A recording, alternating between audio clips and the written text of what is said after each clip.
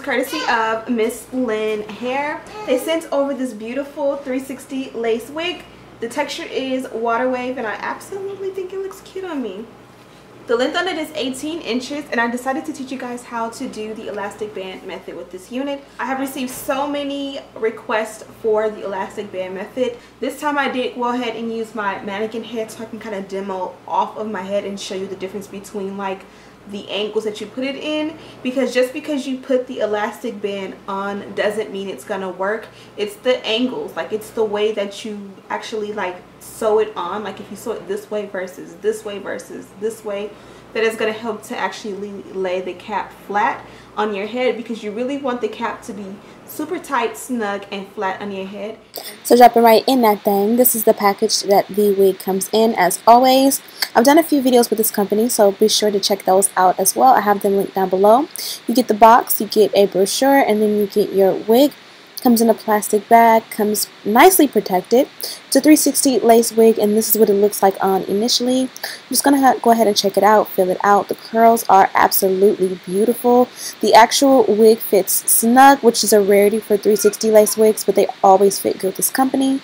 So I'm going to show you how to achieve flawless lace with the elastic using the elastic band method. Now I keep two sizes on hand. This is a 1 inch and a 1.5 inch. I decided to go with the 1.5 inch this time around. Obviously it's thicker, so it gives a better hold. So basically how I do it, I just take a nice piece and I just measure exactly what fits from ear to ear on me without pulling it, and this is exactly what fits on me. But you want to be able to use the actual feature of it being elastic and stretchy to pull the wig down. So after I find a piece that is exactly the length of my nape from ear to ear, I kind of go ahead and measure that out, cut, and then I'll measure and pull about either 2 to 4 inches is kind of the rule of thumb. I do get very dizzy and headache very easily when I make it too tight. So I usually would do maybe about 1 inch to 1.5 inch cut off of the size of my nape. Now I put the wig back on and I kind of measure exactly what angle I want the band to lay. Now I'm going to do it on the wig. Now normally I just do it in my hands and I'm good to go, but I'm going to do it on the wig for demonstration purposes. I'm going to cut off a little bit of the lace, but not all of it. If you cut off all the lace, you won't be able to use that T-pin to secure the lace on the wig, or else you will have a hole in your lace. The excess lace allows you to pin it without getting a hole on the lace you'll be using. The back is not necessary to keep the excess lace, simply because you know, I'm not going to be pinning that down and you really won't be able to see that even if you did cut a hole in it or whatever. So now that I have some of the lace cut off, that way I can get to the wig, I'm going to adjust the straps super tight as they can go. I'm going to throw the actual wig back on the mannequin head, pin it down with these T-pins, and I just keep my T-pins attached to the head. That way when I need them, they are like easily accessible. Now that we have that on there, I'm just going to cut off the frayed ends of this elastic. Now we're going to go ahead and we have a needle and thread, and we're just going to show you exactly how to put the elastic on. I'm going to use some extra T-pins to hold the elastic in place. That way as I sew it on, I don't have to hold it in place. Again, normally I sew it on in hand, and I don't do all the extras of putting it on the elastic or on the mannequin head and T-pins. Honestly, I just do it in my hands really quickly and it's done. But this is just for demonstration purposes, so you guys can see exactly how it should be done. This placement is a no-no, and I want to show you why.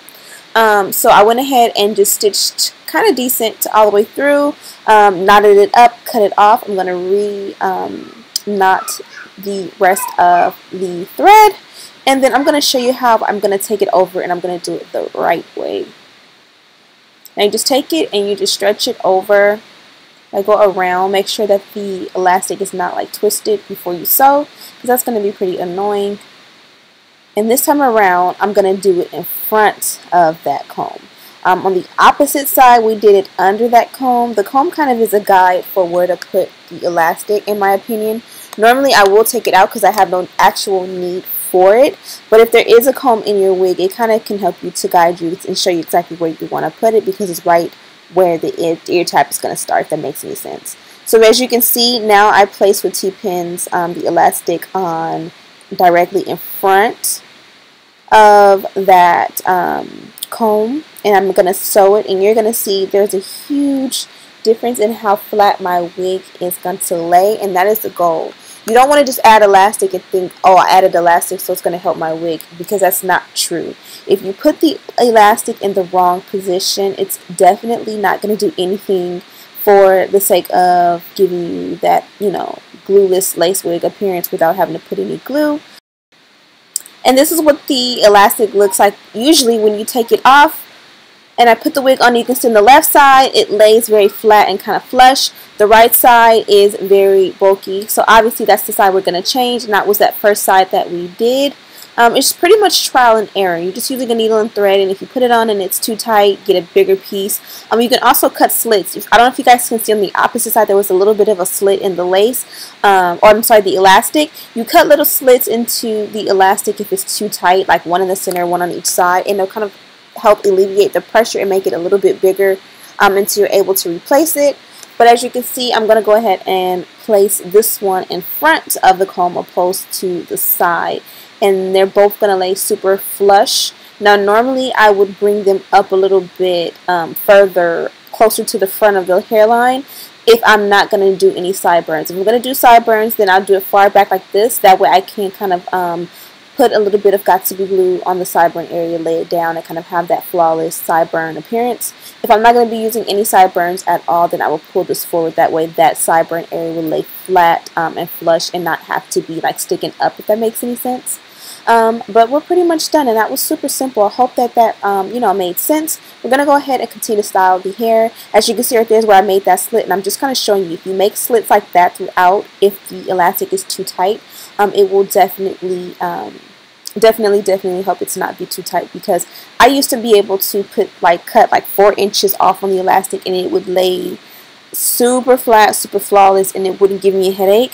After kids, for some reason, it just makes me get a headache, so I don't do it that way anymore. As far as the actual hair, this is 18 inches of deep wave hair. I'm going to add my wet. I'll have the product listed down below, but it is called wet. And just kind of scrunch it in to kind of give me more definition. And I'm going to add a little bit of shine spray, and that is pretty much it. The analogy of the elastic is pretty much like your underwear. If your underwear did not have elastic, it would not stretch over your hips and onto your small waist properly without it being loose on your waist. You know what I mean? Like if you didn't have elastic in your underwear, how would it get past your hips, like basically stretch past your hips and then still conform to, you know, your waistline? And that's pretty much what you want the elastic to do, to conform to your head and be super tight, but obviously not too tight. And yeah, now let's style the hair. Imagine a leggings without any elastic. How is it going to give you that nice shape? So there was excess hair around, or lace around the sideburn area, around the ear tap, so I kind of cut that off on both sides. You can definitely tweeze out the hairline to make it a little bit more natural. Sometimes I feel like I over tweeze, so I rather just stick with what I have. You can also bleach the knots for a more natural appearance. I just used powder today, which the powder I'm going to use is going to end up coming out red on camera. It looks perfect in person, but as I reviewed the footage, it did look a little bit red, so just kind of use discretion. If you're going to use a powder, make sure that you go out into the natural sunlight and see what it looks like. Or take a selfie with the flash on and see what it looks like, and that's kind of going to be your, you know, marker if the powder or concealer or whatever you use is unclockable. Using my Got2b glue gel to go ahead and lay down the baby hair that I just created and cut. I also used the Got2b glue spray on each side, and I kind of just sprayed some and kind of let it dry, and then adhere. And for some reason it wasn't working today. I think it's because I have makeup on and I haven't shaved my sideburns in a while. I've been letting my sideburns grow back because sometimes I shave them in order to kind of make the hairline look more flawless, and you can't see them. And now that I'm letting them grow back, it just doesn't stick as well, so gotta shave them back off. That's pretty much it. I'm gonna add a little bit of a side part. I kind of would have preferred a middle part after the fact, but for the sake of the video, I thought it looked kind of cute. Here I was playing with the sideburns and it just wasn't working with me, so I just went ahead and put it all behind my ear. Because for some reason, again, it would not stick, so I just had to go ahead and throw it behind the ear like that. And you can make sideburns going all the way down. I didn't, but that would be cute too.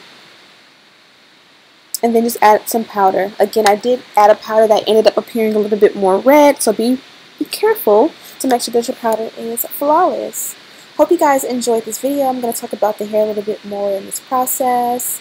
Thank you guys for sticking with me. Wig sale coming. I think it's the 16th of this month, so stay tuned for that. Yeah. And now let's talk about it. So hopefully that tutorial was helpful. Again, this hair is 18 inches long, and I think it's the perfect length as we transition into the summer.